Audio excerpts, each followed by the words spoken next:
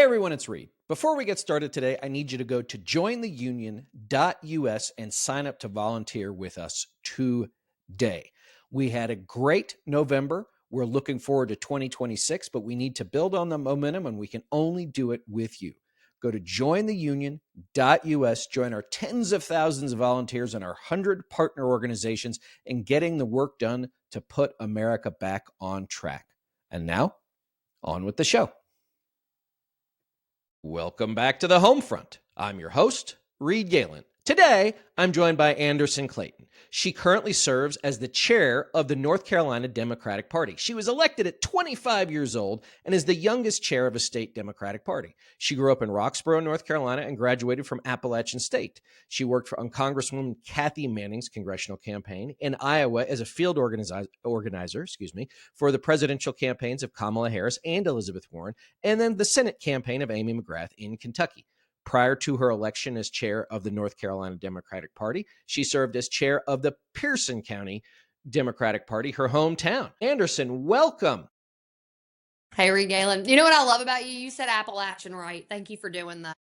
Well, I was born on the western side of the mountain, somewhat north of you, so in Marietta, Ohio. Same mountain range, just different parts, different states. Well, thank you for coming. So for folks that don't know, Anderson is an incredible organizer, strategist, tactician. I was lucky enough to get to spend a few minutes with her when I was in North Carolina last month. She was doing a press conference at the state party chair, beautiful building.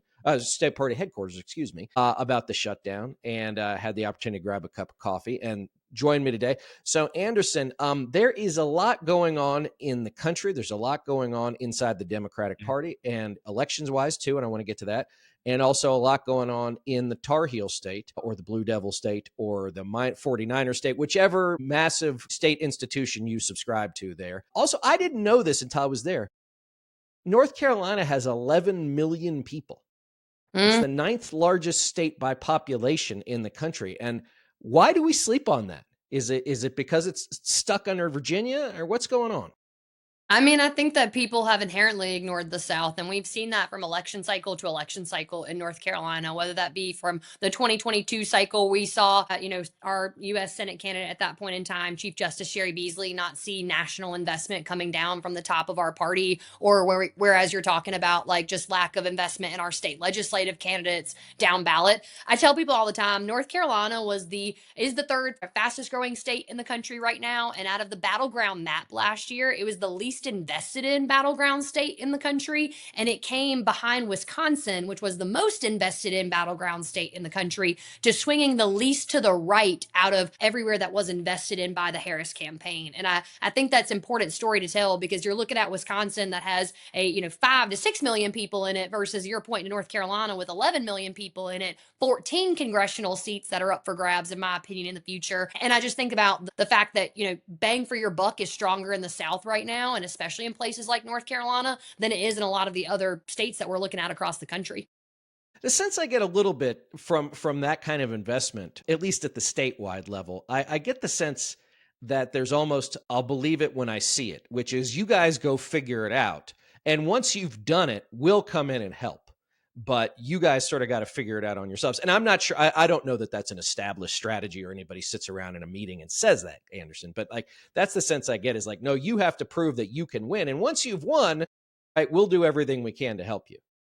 Yeah, I mean, I think that '08 was sort of, people look at me all the time and they considered North Carolina the great white whale. And that's what they called it when I got in this job 2 years ago. And I kept telling people, well, how are you going to catch the whale if you're not ever investing in the artillery to get out there and do it in some ways? And I think that what we saw in '08 was that Obama got started in North Carolina in '07. And people oftentimes wonder why he didn't win the state again in 2012. And to me, it's because you don't ever run a campaign the same way the second time that you do the first time.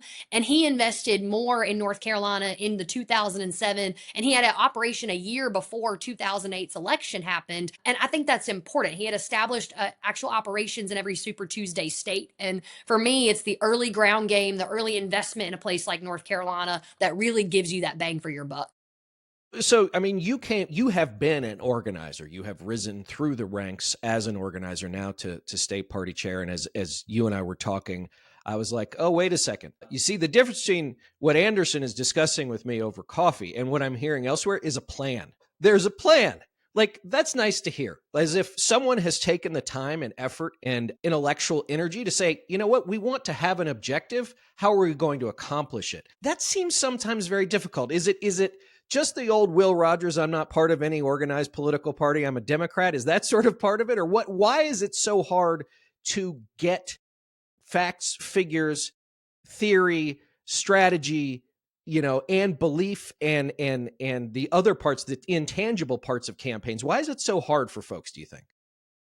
I mean, I think it's because we need people that are dedicated to looking down and not up. And so many people are looking at, how do I impact what's going on federally right now instead of looking at states as having actual power to play back into the map and expand the map within them. And in North Carolina, we took a very hard approach at looking at the fact we had lost every federal election cycle that we had. We had also been losing state Supreme Court races in North Carolina for the last 3 election cycles, that it ended up with us really seeing the decline and the demise of democracy in our state from Republicans taking that over. And so in 2022, I'm going to take y'all back a little bit before I take you forward, right? 2022 in North Carolina, we had the last leg of a Democratic state Supreme Court.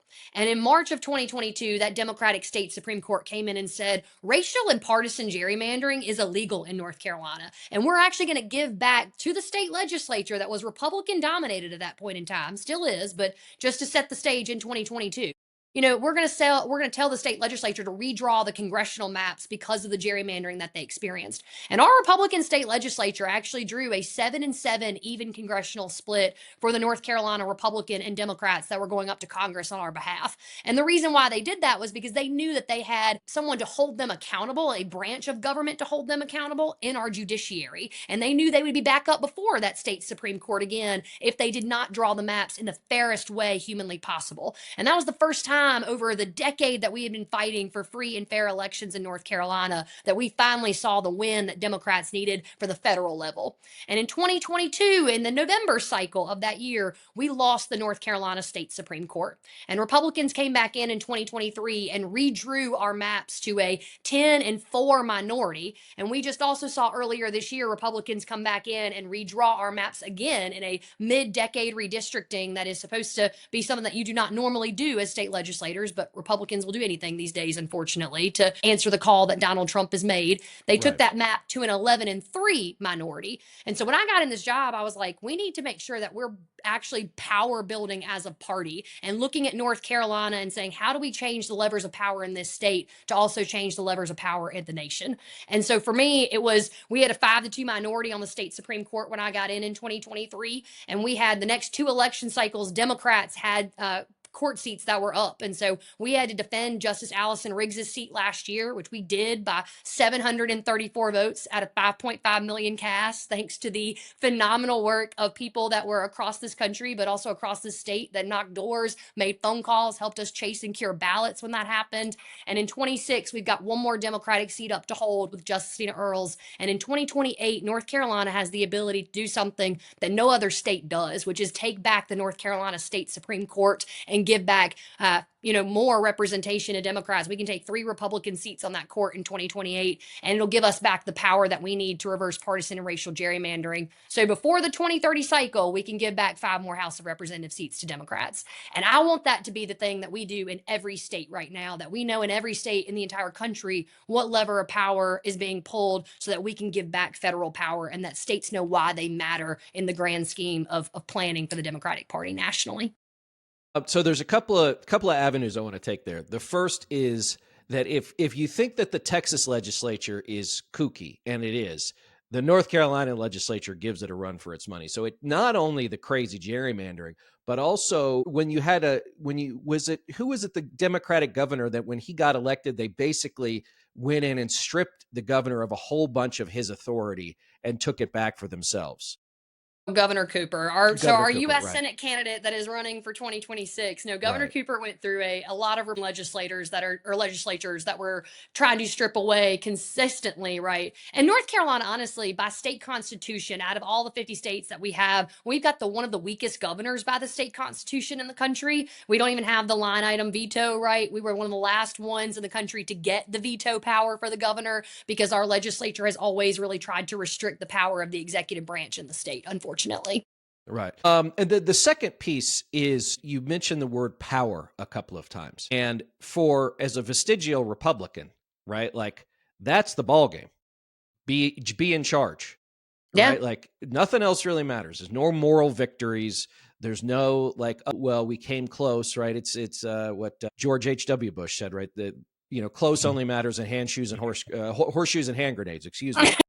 And I wonder why that is such a. I mean, it's such a baseline necessity, but why is it such a difficult concept? Do you think sometimes for our Democratic friends to understand that the nature of power is first you got to get it, and then once you get it, you have to use it for the things you said you were going to use it for. I mean, I think that we've always looked at power as a bad thing in some ways because it means that you think you're above somebody else, or there's connotations, right, that our party puts with it in so many ways. And I genuinely do believe the Democratic Party wants to be the party of the people. So sometimes, like power, we associate it with folks that are, corporations or billionaires or folks that are in these elevated or sort of in our mind spaces instead of actually looking at like, no, people should have the power. And that's actually what you're trying to do with it. And in so many ways, I think that we're trying to reframe what it means to take back the word and say, no, we want to be able to wield power as a party. And that means that we've got to be able, to your point, to get it first to do that. Yeah, I mean, I think of Speaker Emerita Nancy Pelosi. I think very much understood that. The late Senator Harry Reid absolutely understood that. Just as an aside, Anderson, one of the most unique and unexpected things in my political career, going back to 2020, was being on a conference call with Senator Reid and him telling us what we were going to do in Nevada, and us saying, "Yes, sir, we'll go do that."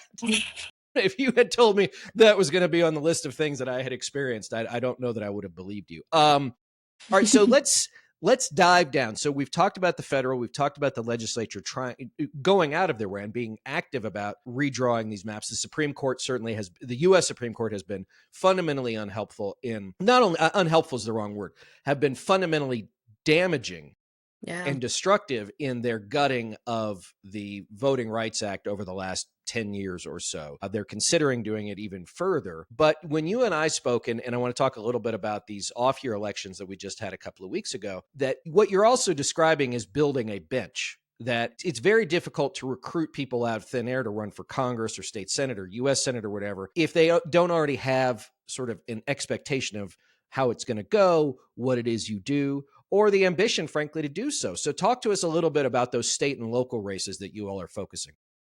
No, North Carolina has had a mission. When I got in this job in 2023, the 2022 cycle in our state had seen 44 state legislative seats go uncontested, which meant that 3 million people across North Carolina didn't have somebody to vote for on their ballot. And when you've got gerrymandered races for the state legislative levels all across the state, people find it hard to turn out and vote if there's not someone out there in their community to go out and vote for.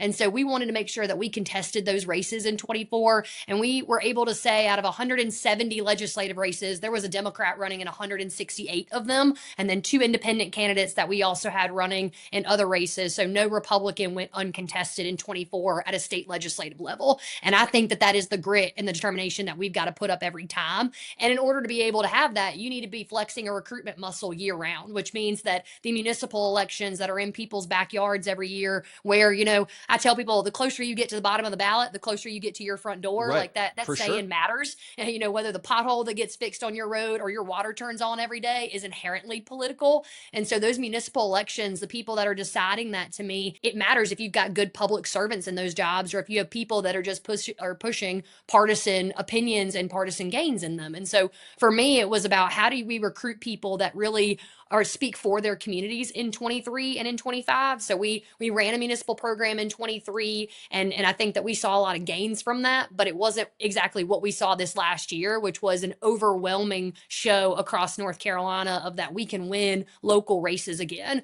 And we won about 650 of the 1,100 races that we had across the state. And so really pushed that for Democrats this year. And out of that, had about 130 flips that were red to blue flips. Most of the races that we had across our municipalities this year were in Trump leaning districts. They leaned to Donald Trump in about 2/3 of a margin, which for us was looking at like, okay, there are areas that right now are feeling the impacts of this administration. And we saw higher municipal turnout than we had in previous municipal cycles for Democrats in North Carolina. So it was overall a good night on or Tuesday in November for us on election night, not just in places like New Jersey and Virginia and in Georgia and Mississippi too. I think that we saw incredible Democratic victories across those states as well. But just the local level to me is also what I'm monitoring the most right now, because it's what's going to impact whether or not we're successful in 26 too.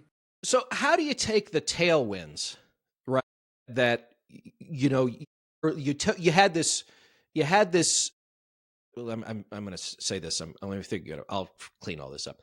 How do you take those tailwinds and push them into 26? How do you take advantage of what was momentum that grew naturally or unnaturally if it was on the back of Donald Trump, and utilize that to build on what you were able to do in 2025? How do you make sure that voters don't just fall back into well, I always vote for Republican, I voted Democrat because I was really angry? Like, how do you make the Democratic candidate the choice that the person that you're talking about first at that municipal level is comfortable with, so that they're at least willing to open their mind enough that I'm not going to walk straight into this ballot box and just pull the R, or I'm going to make up a decision. Like, these people are actually doing what I do. How do you transfer that energy into the coming year?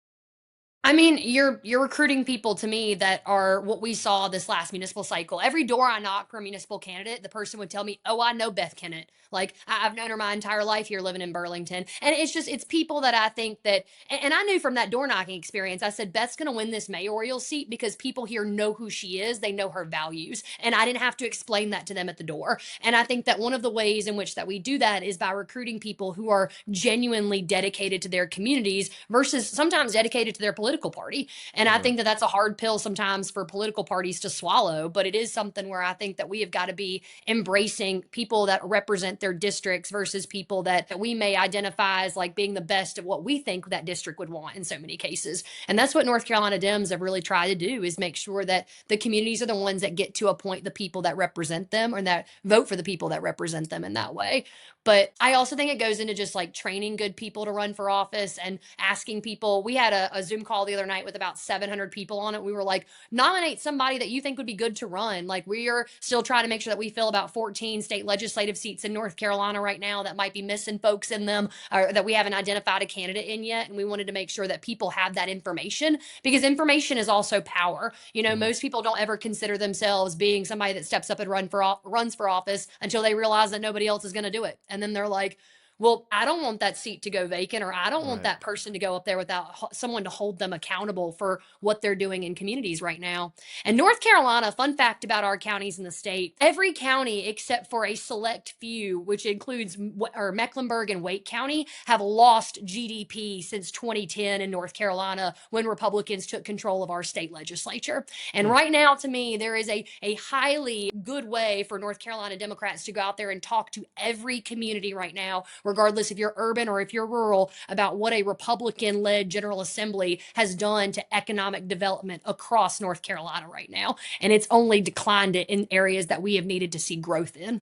Right. And I was out visiting our friend Mondale Robinson in Enfield, and there's no better example of a place that needs some desperate help in economic development. The 995 came through 5 miles west of where Enfield sits, and everything sort of collapsed from there. I think the legislature is sitting on something like a $500 million surplus, which, again, you don't want to go spending willy-nilly. But to your point, if there are legitimate issues that have application for the most number of people to have the best lives they can, and as part of that, having the best economic outcome they can for themselves, their families, their communities, that's all going to redound to the state's benefit.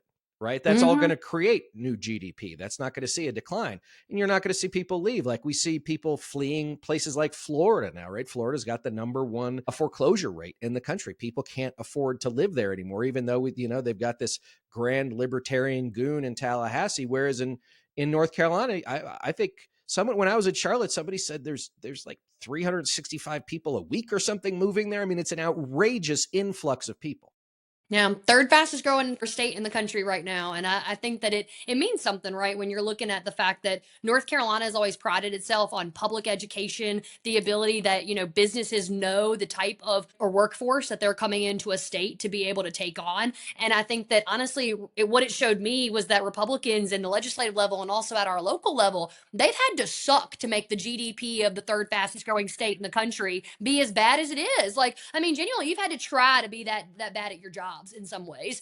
And honestly, that's what it's shown, right? From a budget surplus and underfunded schools. And when we're going to have an infrastructure problem here in the next 10 years in North Carolina from us receiving all of these folks that the legislature has consistently not upheld its end of the bargain to be the state that we want to be in the future, I think. And honestly, Democrats are going to be the ones that have to fix that in the 2030 cycle, to be truthful with you. We're going to be Well, sweeping up Republican messes. right. Well, and they love to make a mess and they hate to clean it up, and they certainly not going to pay for cleaning it up. So, but let's go back to education for a second, because at least at the college level, North Carolina is extremely well known for its public higher education options. It's got Duke and Wake and everything else, but where you went to school, UNC Chapel Hill, UNC, well, I think it's just Charlotte now, right? It's not UNC Charlotte anymore, but you understand my point. Like, it's always been sort of a pride of North Carolinians how strong the public education system is there. And if you have access to it, how much opportunity it can provide without, frankly, having to go very far from home. Yeah, and that's always been the point. Like North Carolina has the second highest rural population of any other state in the country other than Texas, and that's because of our economic history and both like agribusiness, right, and manufacturing. Agribusiness is still the number one economic driver in North Carolina, and I think that so many people don't remember, right, because we have the average person here, I should say 52% of my state are transplants right now. So a lot of people were not here during the eras of Governor Terry Sanford and Governor Jim Hunt, who were two of the best Democratic governors that we had in North Carolina, who both were, Jim Hunt was the education governor across the country because he prioritized K through 12 education and higher education. North Carolina, UNC Chapel Hill, right, is the first public education or first public place of higher education in the entire country. We were the first place to do that in. And so we do maintain a lot of pride. It used to be that North Carolina had the best UNC system schools. So we've got 17 public universities and also the North Carolina School of Arts and Science, which is one of the best places to go for 11th and 12th graders in North Carolina right now, Hmm. too, to set them up to be able to go on to higher learning. And that's what made us the new South in some ways, right? People looked at North Carolina and they used to call us the Rip Van Winkle state. And how we got out of being and looking like that was because of the fact that we had Democrats who said we're going to prioritize education and making sure that businesses know what their workforce is when they come to a state. And it made us what it is today, the Research Triangle, Charlotte being the second financial capital of the world. And at least in the United States. And I just think that it is so inherently important for people to understand that right now Republicans are trying to rip that to shreds. And they have been doing it through taking over, right? What we were talking about earlier, powers away from the governor. The governor used to be able to appoint our boards of trustees and our board of governors in North Carolina. And the Republicans in my state legislature came in over the last 2 years and stripped that power away. And they have been privately behind the scenes putting in their own people into higher education across North Carolina and honestly trying to destroy it, in my opinion. And I think that we have only a couple of cycles left to get Democrats back in control of these positions and really push the fact that we need good education systems again in North Carolina and put the money into them. Yeah, and look, I mean, history has shown that when educators or higher education systems or even K through 12 education systems start to be dominated by a specific ideology rather than how do we produce the best prepared kids we can or best everything kid we can, right? Whether or not that's a kid who comes out of 12th grade and wants to go right into the workforce or a kid who wants to go to community college for a specialty or a 4-year school, whatever it is. And now Yeah. it's just like, I mean, that's the difference. It's like they fundamentally don't like people being educated, right? Like Yeah. And I mean, And it's crazy too, because it's like that's what's kept people in our communities. Like our community college system is one of the best ones throughout the country. Like it's just everything North Carolina has been and what it has become is because of the Democrats that had prioritized education previously. And to me, it's like again, Republicans are not looking at what businesses are going to want to see in a state if they're trying to ruin our education systems, which is the only thing that they have prioritized doing. They've taken billions of dollars out of our public schools and put it into the most unaccountable private school voucher program in the entire country is in North Carolina right now. And it just goes to show you that they are not prioritizing results. They're prioritizing people at the end of the day or their political parties, right, opinion on what should be happening right now. And that's not what we need to see in North Carolina. Well, and those kind of school voucher programs, we're seeing it in Texas too, are really a tax on poor people because the people Yeah. sending their kids to private school in the first place, like, don't need it, right? So Mm-hmm. they're getting a tax break. Yep. Basically, they're basically getting free money to send their kid to, highfalutin private school. All right, let me ask you this. So let's go back to your roots a little bit. So you are from a pretty rural community. Do you think that is important to how you see the state and how you see politics? Do you think that background of coming from a place that wasn't urban or high end suburban, do you think that has affected how you've done your job? Yeah. It makes me think that there's everybody is somebody worth talking to. And I think a lot of the times that I meet people that honestly like they talk down on the places that were like where I grew up. And I want to look at people all the time and go, well, I still live there, so I wouldn't talk too much shit.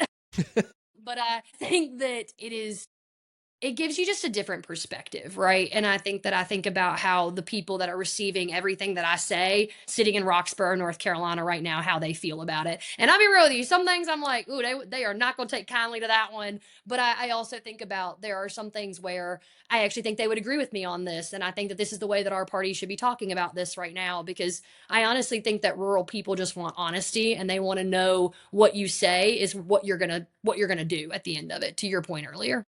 Yeah, and I mean, I think that's the one thing that I found in rural areas or underserved areas where that I've traveled in, in the last few years is, there's this sort of elite thing. Oh, they're uninformed, right? They don't know what's going on. And what my immediate response to that is, oh no, they have every idea what's going on. They are very clear about what's going on. The problem is that either you have not done the things you said you were going to do, and therefore they don't believe you, or the things you say sound crazy. Yeah. Right? So they're like, Yeah. no, thanks. I don't want anything to do with that. And if we don't ever have like political ecosystems in these places, I've just been so surprised at how many folks will say that it's not worth my time going out to X, Y, or Z, or the way that we've talked about economic development for rural communities has been you need and the way that I always heard it framed was that they just have to land the plane slowly. Like, how do we let these communities just die off and disappear? And I'm like, well, if that's the way that you're talking about people's homes and the areas that they're from, like you're never going to be able to win voters and make them think that you're vision of a better America includes them in it right now. And that's what we need to be able to get back to, I think, is, I visited Texas. I was in Austin this last week and I got to go to the LBJ school in Texas. And I was sitting there and, reading some of the things that LBJ had said. And he was talking about, him going into places where he knew that college was so unaffordable and that education in general was unaffordable to folks in certain areas. And that he Mhm. dreamed of an America where no one would have to think about whether or not something was affordable for them to do again. And I'm like, damn, that's my version of a Democratic Party. So that's the things and it was empathy for everybody. And he was in one of the most rural parts of Texas when he was saying that. And I think that is where the great society, like that vision again for an America in some ways would be attractive to people, especially in rural Well, parts of the country. yeah, I mean, remember that? Yeah, Johnson's from west of Austin, and he got his start as a teacher at the Texas State Teachers College, south of Austin in San Marcos. And you read about his time in office when he became president after President Kennedy's assassination. All these guys are from Harvard, right? They're Yeah. all Ivy Leaguers, and he's intimidated. This is a guy who made his whole political career on being the intimidated one, and he felt like, well, I don't have the education they do, and so he felt like he was a little bit behind. And so I think if you consider it from that perspective, right, here's the most powerful man in the world, he still felt less than because somebody had what he thought was a quote unquote better education or higher education or fancier education. I think it says volumes. Did you like Austin? I went to school there and I lived there, so I have a special place in my heart for Austin. I loved Austin. It felt so young. I walked around and I was like, wow, there's so many people my age here, which also goes to show you that I live in a rural part of North Carolina, but it was just fun. It was hip. I love the vibe. I'm going to go back. Texas Trib Fest was so much fun. Good. Shout out to Evan Smith for inviting me. And what did you talk about while you were there? My panel was on Can the Democratic Party Be Saved, Reed. Okay. All right. Well, That is I've got about 11 minutes left with you. So, Anderson, can the Democratic Party be saved? said yes, and I think that Tuesday night election results say that, right? But I think that the question on the panel should have been, in my opinion, was can the Democratic Party brand be saved? Mm, And I think that we are still in the process of figuring that one out. Right now, I think that we need people to start throwing spaghetti at a wall and not being afraid to wear the label of being a Democrat. And I also want to know what's going to make people feel good about saying that and calling themselves one, because we have to be able to pull people back into an organization and into a party, and also just have to reach people that don't think that they would be a part of an organization or a party. People don't like labels right now either in so many ways. So right. I'm a little less concerned about like if you wear it versus like if you could see yourselves in it in some ways too. But I always tell people I do want you to wear it across your chest that you're a Democrat and say it loud and proud with me. But Right. I know that's going to take some work, you know? Well, so let me ask you one question. So back in 2022, in the wake of the Dobbs decision, young women in particular came out in droves for Democratic candidates. Now, it wasn't a Democratic win, but it was a lot closer than anybody thought it was going to be, right? And it kept the Republicans to a fairly narrow majority. There was a high turnout among young women for Democrats, but it really, let me back up. Then it didn't really materialize like it should have last year in 2024. It Yeah. came back again in 2025. So how do you, I guess I want to start with young women, but I'll just talk about young Americans, young men and women. How do you convince them again, like those local voters, how do you convince them to be part of the Democratic Party as you're talking about? Because that's the one thing I've seen, and is the Republican Party is everything I knew about it is gone, is dead, never going to return, but it has a massive amount of energy behind it. I'm not saying it's good. I think it's bad energy, but it Yeah. is there. There's a lot of force, a lot of momentum. So how do we start to build that energy? Because it seems to me it's your world, right? That me and my older generations all screwed up. So how is it that we help folks like you convince people your age, your generation, that one, this stuff does matter enough to get involved, and two, the Democrats are the people to whom you should be with?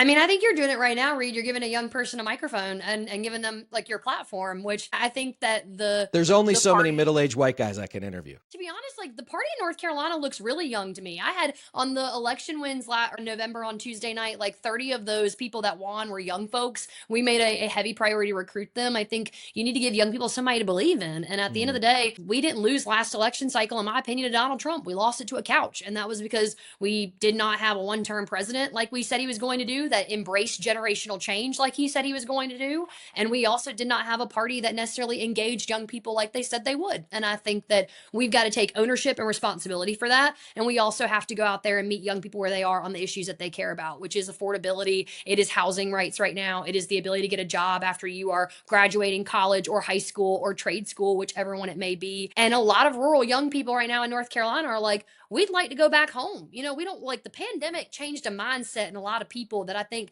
we don't talk about enough, about the closeness of being near your family. And like a lot of young folks are saying, I don't want to have to be 3 hours away or like 3 states away from my mom or dad. You know, I'd like to be in the same community as them, just maybe not in the same house, you know. yeah, sure.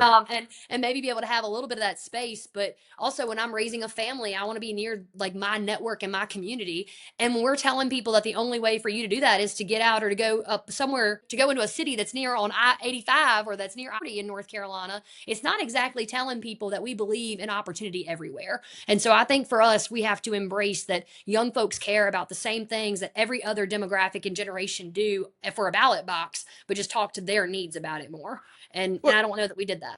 so yeah, so let's talk a little bit about how y'all see the world, because again, for me, you guys, you were what, in your early 20s when the pandemic hit, right? But a lot of your compatriots were in college, some were in high school. My kids were young enough where like they remember it, but they were in elementary school, so I don't think it really had quite the effect, right? They're never Yeah. going to forget it, but it wasn't like missing your senior year of high school. right? Or Yeah. getting your sophomore year of college wiped out or something like that. So how do you all see the world? Because everything is different. Everything for y'all, like you grew up in the information age, like knowing what a phone was, knowing what the like what I mean, just to give you a sense of how old I was, when I went to the University of Texas in your favorite city of Austin, there was one place on campus you could get the internet, the undergraduate library. And there was a line out the door. And the first time I ever went, I was like, what am I supposed to do with this? There were like 8 websites. I didn't know what to do. They gave me an email address I don't think I used in 4 years, right? But so like that's the kind of stuff like where it just, we all had phones, right? Like we all had answering machines. Like you guys can't, those are all like, you're laughing, right? It's a relic. It's a different time. It's something that doesn't exist. So how do fogies like me start to, at least, if not, like, we're never going to understand it like y'all understand it, right? Like, somebody said about my kids, like, my kids couldn't imagine how I grew up. And somebody said to me, no, no, no, you can't imagine how they're growing up. And I thought that Yeah. was really important. So how do you start to, explain to people like me, right? That, like, okay, yeah, that's the world you were used to. That world doesn't exist anymore. You could say everybody has to be in an office. Like, that's not what we're going to do.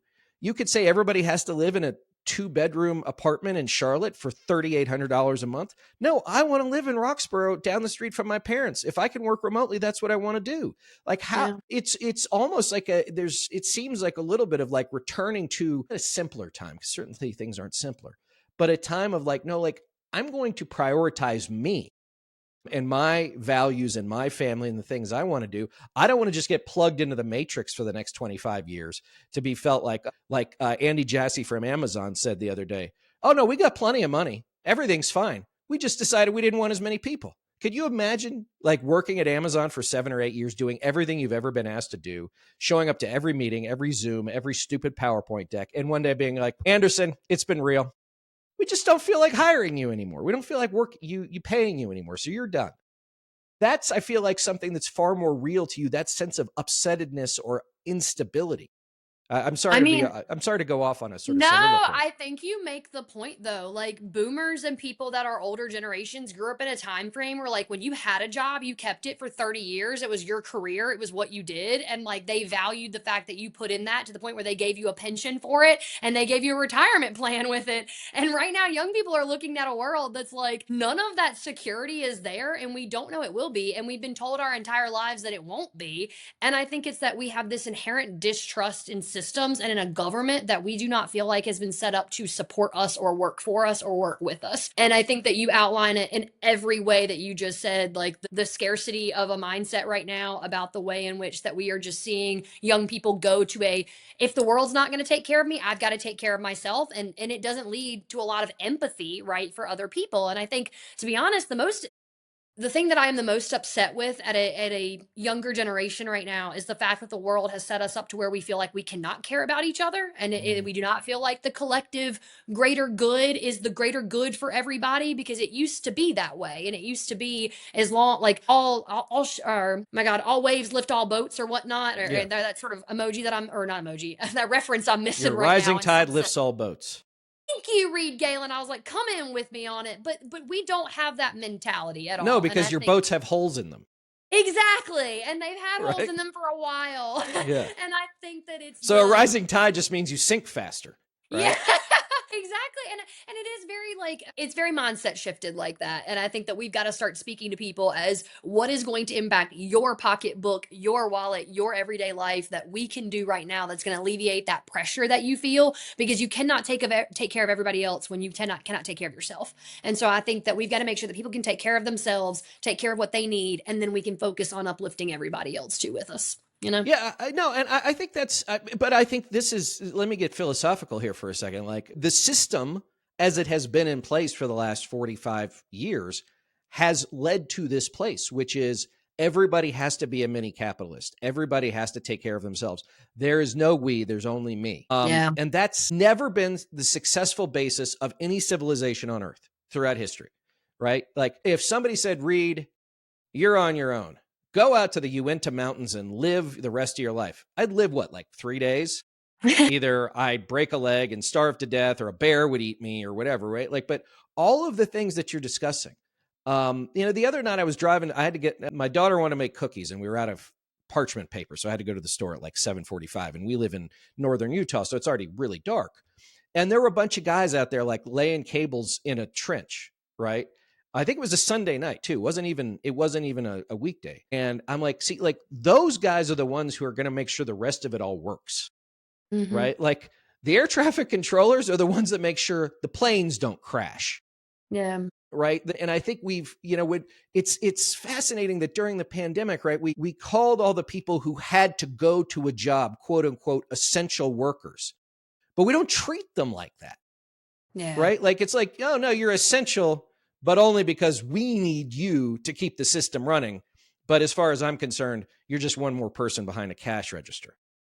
Yeah. It's the same thing with the government reopening, right? Like people were like, oh, when planes shut down, that's when people will start to pay attention. Not the fact that like military and service workers, right, we're not receiving a paycheck and like already, and how that was going to impact people that are living paycheck to paycheck, which is the majority of Americans right now. And I think that it was a point of just the entire country is not going to care until it starts to impede their lives. And it's the same way right now that I feel about the healthcare cuts that we're seeing. I'm like, people are not going to start to care until their premiums go up by 4 times the percent of what they are right now. And we already saw that in the fact that people across at least Roxborough too. I mean, I have a Facebook page in my hometown that is run by my Republican Party. And let me tell you what, folks are upset about some healthcare premiums at this moment in time. And I think that it is an amazing thing to watch happen in real time about how when folks get that letter in the mail, all of a sudden it's like, who do I blame for this? And how can I make them in some ways pay for it? Right. So Right. Well, systems of systems. yeah, right. And this is, again, goes back to your point though, and I think the motivating energy that you bring to the North Carolina State Party is you're starting local, you're building local, you're building for the long term, and trying to turn the state of North Carolina into the direction it needs to be. Anderson, before I let you go, where can everybody find out more about you, and where can they find out more about the NC Dems? You can go to ncdp.org and sign up to get involved with us. There are still, if you are in North Carolina, there are about 70,000 people that Trump's Department of Justice is still challenging their voter registrations in the state for. You can go to ncsbe.gov and find out if you are one of those people. It's the State Board of Elections website. Please check that list and make sure that you're not one of them so that you don't get stopped when you're going to a ballot box in 26, because we want to make sure that everybody has the right to vote. North Carolina elections are won and lost on margin, people. In case y'all did not hear me say, we won a race, a statewide one last year by 734 votes. So I cannot make sure that every ballot is cast if they are is counted if they are not cast first. So I need you to cast your ballots, and I need you to make sure that you help everybody else be able to do it too. And you can find us on every social media platform, myself and also the state party. We're going to be keeping y'all updated of what's happening here on the ground every step of the way.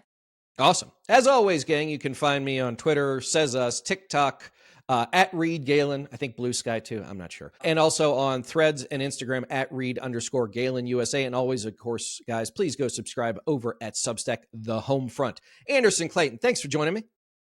Thanks, Reed. Everybody else, we'll see you next time.